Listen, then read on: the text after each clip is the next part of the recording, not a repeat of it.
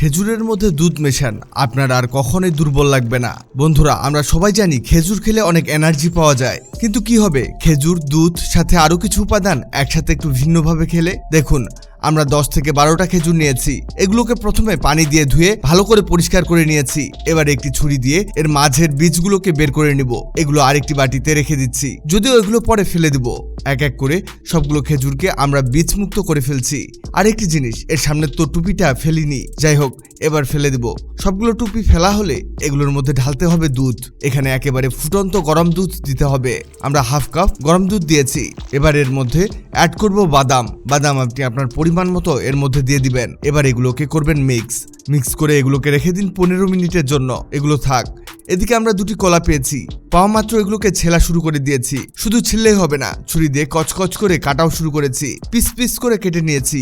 এক এক করে দুটি কলাকেই একইভাবে কেটে নিয়েছি। এবার 15 মিনিট অপেক্ষার পরে খেজুর মহাদয় আর দুধ মহাদয়কে এর মাঝে ঢেলে দিব। আপনারা হয়তো ভাবছেন এসব কি হচ্ছে। চিন্তা নেই, অনেক উপকারী আর মজাদার একটি জিনিস তৈরি হচ্ছে। এবার এর মধ্যে তিসি দিয়ে দিব।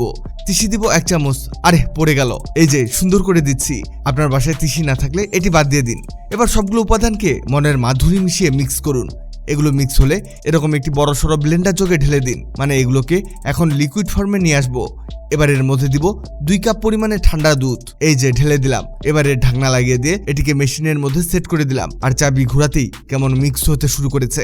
এটি ব্লেন্ড হতে হতে আপনাদের জানিয়ে দিই, আগের ভিডিওতে কমেন্ট করেছেন মঙ্গল গ্রহ থেকে জুবায়ের, সিলেট থেকে আইনুল হক ফয়সল, উগান্ডা থেকে আশরাফুল, কুড়িগ্রাম থেকে ইব্রাহিম খলিল, ফরিদপুর থেকে সোহানা। আপনারা যারা কমেন্ট করেছেন আপনাদেরকে ধন্যবাদ। এটি ব্লেন্ড হয়ে গেছে। এবার এটিকে দেখাচ্ছি। আগে মেশিন থেকে বের করে নেই। এবার ঢাকনা খুলে দেখাচ্ছি কি তৈরি হলো। আহা, কি লোভনীয় ঘ্রাণ ছড়িয়েছে চারদিকে। এবার কাজ হলো এটিকে একটি গ্লাসে ঢালতে হবে। আমাদের একটি ভুল হয়েছে, গ্লাস একেবারে পরিপূর্ণ করে ফেলেছি। গ্লাসের মধ্যে যদি 2-1 পিস বরফ দেওয়া যেত তাহলে এটি আরো জমে ক্ষীর হয়ে যেত, কিন্তু পরে বরফ দিয়ে খেতে চাইলেও ফ্রিজে খুঁজে দেখি বরফ নেই। কি আর করার, মনের দুঃখে এভাবেই মেরে দিলাম। টেস্টের কথা কি বলবো, এটি দেখে আপনারা হয়তো আন্দাজ করতে পারছেন। এটি খুবই এনার্জি বোধক একটি ড্রিঙ্কস তৈরি হয়েছে। ইফতারে এরকম ড্রিঙ্কস বানিয়ে খেলে শরীর 100 চাঙ্গা হবে আর আপনার ক্লান্তি ভাব দূর হবে ইনশাআল্লাহ। ভিডিওটি অনেকের উপকারে আসতে পারে, তাই ভিডিওটিকে শেয়ার করুন। আপনি পৃথিবীর কোন জায়গা থেকে ভিডিওটি দেখছেন কমেন্ট করুন, যাতে পরবর্তী ভিডিওতে আপনাকে ধন্যবাদ জানাতে পারি।